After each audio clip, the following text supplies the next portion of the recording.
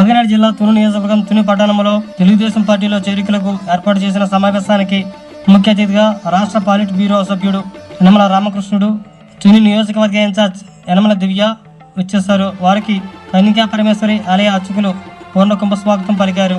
ఈ కార్యక్రమంలో నారాయణ రత్నాజీ మాట్లాడుతూ, నా కుటుంబంతో పాటు పలువురిని ఆర్యవైశ్యుల్ని తెలుగుదేశం పార్టీలో చేర్చడానికి నేను కృషి చేస్తానని అన్నారు. పలువురు వక్తలు మాట్లాడుతూ, అనుభవజ్ఞులు గత 40 సంవత్సరాలుగా రాజకీయంగా ఎన్నో సంక్షేమ కార్యక్రమాలు చేశారని, 40 సంవత్సరాల కిందట తుని పట్టణం మురికి వాడలతో నిండి ఉండేదని, వాటన్నిటికీ ఒక మహర్దశ పట్టించిన వ్యక్తి యనమల రామకృష్ణుడని, చంద్రబాబు నాయుడుకు సలహాదారుగా వ్యవహరించి ఎన్నో సంక్షేమ పథకాలకు రూపకల్పన కారుడిగా నిలిచారని, రాష్ట్ర అభివృద్ధి ముఖ్యం కాబట్టి ఇప్పుడు చంద్రబాబు నాయుడిని మళ్లీ పీఎంగా చేయడానికి మేమంతా కట్టుబడి ఉన్నామని తెలిపారు.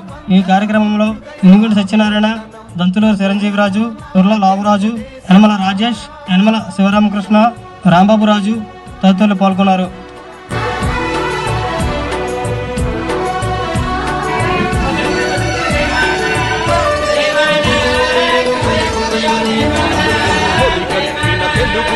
పౌరుషాన్ని రగిలించగా పొడగొట్టిన తెలుగు పేరి ప్రపంచాన వినిపించగా, ఢిల్లీ చేతిలో కీలు బొమ్మలకు సవాలుగా, కుళ్ళు రాజకీయ పదవి కుట్రలకు జవాబుగా, పేదవాడిని మించిన భగవంతుడు లేడని, సమాజమే దేవాలయమని సాగే ఆరాధన. నమో నమో నా తెలుగుదేశమా. ముఖ్యంగా ఒక విషయం చెప్తాను మీకు. చాలామంది నా దగ్గర మాట్లాడుతున్నప్పుడు పాపకి అనుభవం తక్కువ అన్నారు. అది నిజమండి, అది నిజమే. అవేంటి అనుభవం లేదు, కానీ మహానుభావులు ఉన్నారు వెనకాల. అసలు దాని గురించి మనం ఆలోచించాల్సిన అవసరం లేదు. మీకు అందరికీ ఒక విషయం తెలుసు, రాజకీయం అందుకున్న దగ్గర నుంచి ఈనాటి వరకు పదవి లేకుండా రామకృష్ణ గారు లేరు. అది ఏ ప్రభుత్వం ఉండేయండి, ఆయన్ని పిలిచి కూర్చోబెట్టుకున్న రోజులు ఉన్నాయి. మనం అన్నీ గమనించాం, అన్నీ చూసాం. అదేవిధంగా రాబోయే రోజుల్లో మన దివ్య మేడం కూడా అదే పందాలో అంతకన్నా మిన్నగా తప్పనిసరిగా వెళ్తారు. ఒక విషయం మాత్రం నేను మనం చేసుకోదలుచుకున్నాను, ఇంట గెలిచి రచ్చగలవాలి. అది పురాణాల దగ్గర నుంచి వస్తున్న నానుడి. అందువల్ల నేను వారిని రిక్వెస్ట్ చేసేది ఒకటే, స్థానిక సమస్యలు చాలా ఉండిపోయాయి. స్థానిక సమస్యల మీద ఏ ఒక్కరు వచ్చినప్పుడు కూడా వెంటనే స్పందించి దానికి మీ అడుగు వెంటనే ముందు వేయిస్తే అది చాలు, ఇంకేమో అక్కర్లేదు. రెండోది, అందరికన్నా ముఖ్యంగా నేను ఒక మాట చెప్తానండి. ఎప్పుడో నెల 15 రోజులు అయిపోతుంది, నాకేదో చిన్న కంటికి ఆపరేషన్ చేయించుకున్నాను. ఇందాక ఆవిడ కారు దిగుతూ మీ కన్ను ఎలా ఉంది అని అడిగారు. అంటే వ్యక్తి యొక్క వ్యక్తిత్వం అక్కడ కనబడుతుంది, నన్ను పలకించడం కాదు. వ్యక్తి యొక్క వ్యక్తిత్వం ఎదుటి వాళ్ళని అభిమానిస్తూ దగ్గర తీసుకునే మనస్తత్వం అది కనబడుతుంది. ఇలాగే ఇంకో మాట చెప్పాలని చెప్తాను మీకు. ఆవిడ మా ఇంటికి వచ్చారు. ఇవాళ జాయిన్ అవుతున్నటువంటి రత్నాజీ గారికి, అలాగే భువన గారికి, వారి టీం అందరికీ పార్టీ తరపున వెల్కమ్ చెప్తున్నాను. వారి రాకతో మన పార్టీ మరింత బలపడుతుందని ఆశిస్తున్నాను. అలాగే వారి రాకతోటి మన కార్యకర్తల్లో మరింత ఉత్సాహం పెరుగుతుందని ఆశిస్తున్నాను. మీ ఇంటికి మీ దివ్య ప్రోగ్రాం ద్వారా తుని టౌన్లో ప్రతి ఇంటికి వచ్చాను, ప్రతి ఒక్కరి సమస్య తెలుసుకున్నాను. ఇక్కడ main issues roads, drainage and traffic congestion చాలా ఉంది. అసలు డ్రైనేజ్ అయితే మరీ దారుణం. రేపొద్దున మన ప్రభుత్వం, టీడీపీ జనసేన ప్రభుత్వం రాగానే ఇవన్నీ పరిష్కరించే ప్రయత్నం తప్పకుండా చేస్తానని హామీ ఇస్తున్నాను. మీ ఇంటికి వచ్చినప్పుడు మీరు ఎంత అభిమానంతో నన్ను ఎంత రిసీవ్ చేసుకున్నారో అంతే అభిమానంతో రేపు రాబోయే ఎలక్షన్లో మీరందరూ నాకు ఓటేసి అత్యధిక మెజారిటీ తోటి నన్ను గెలిపిస్తారని ఆశిస్తున్నాను. జై హింద్, జై తుని. కష్టమైనప్పటికీ కూడా అది అలా ఉంచండి, అప్పు తీర్చడం అలా ఉంచండి. మన భవిష్యత్తు ఏంటి, మన పిల్లల భవిష్యత్తు ఏంటి, మన భవిష్యత్తు ఏంటి? ఈనాడు వ్యాపారాలు పోయాయి, వ్యాపారాలు కూడా పోగొట్టేశారు మొత్తం. ఏమనంటే వ్యాపారాలు పడి వ్యాపారం.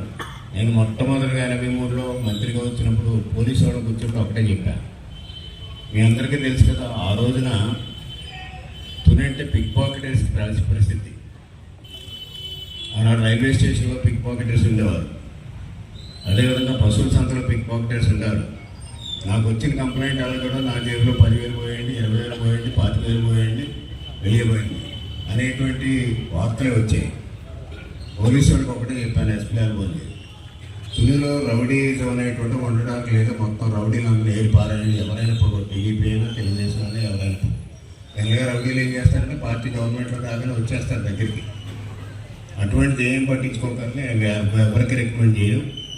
ప్రశాంతమైనటువంటి వాతావరణంలో తుని టౌన్ ఉండాలని, తుని టౌనే కాదు పాపం పల్లెటూరు నుంచి సంతకు వస్తే వాళ్ళు సంచులు కొట్టేసేవారు.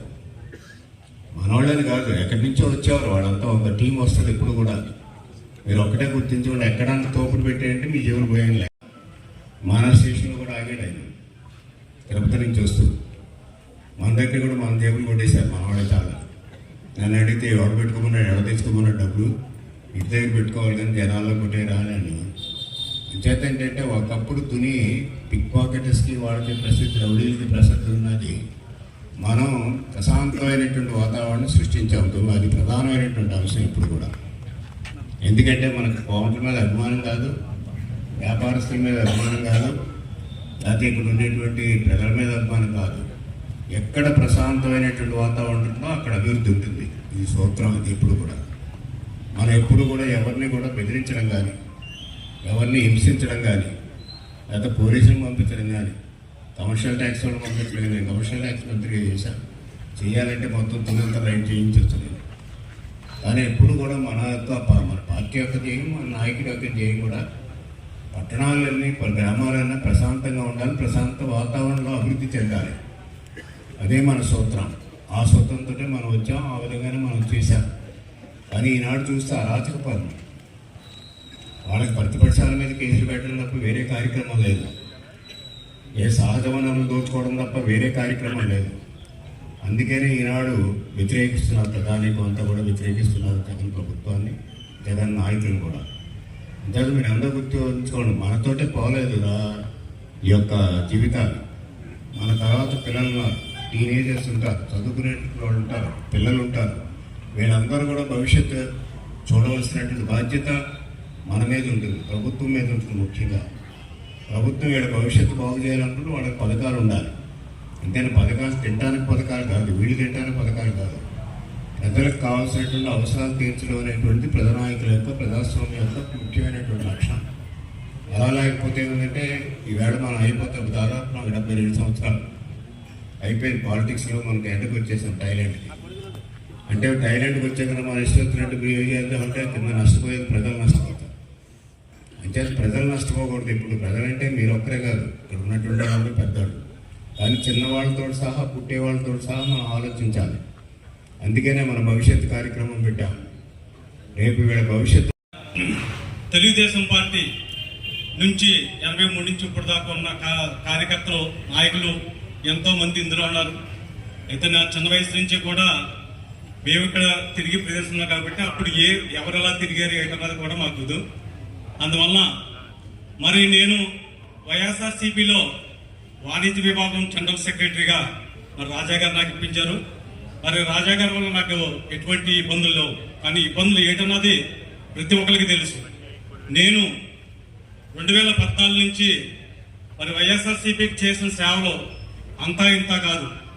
మరి ఈరోజు ఈ తెలుగుదేశం యనమల రామకృష్ణ గారు, దివ్యమ్మ గారు వాళ్ళ ఇంటి సభ్యుడిగా, తెలుగుదేశం సభ్యుడిగా నన్ను తీసుకున్నందుకు నాకు ఎంతో ఆనందంగా ఉంది. అలాగే మరి నేను మొన్న రామకృష్ణ గారు కలిసినప్పుడు చెప్పాం, మా మిస్సెస్ లక్ష్మీ భువన్ సుందర్ గారు ఇలాగ ఆవిడ కూడా వచ్చి జాయిన్ అవుతున్నారు. ఆయన సంతృప్తం చేసి మమ్మల్ని తెలుగుదేశం పార్టీ కుటుంబ సభ్యునిగా మమ్మల్ని జాయిన్ చేసుకున్నందుకు హృదయపూర్వక ధన్యవాదాలు సార్.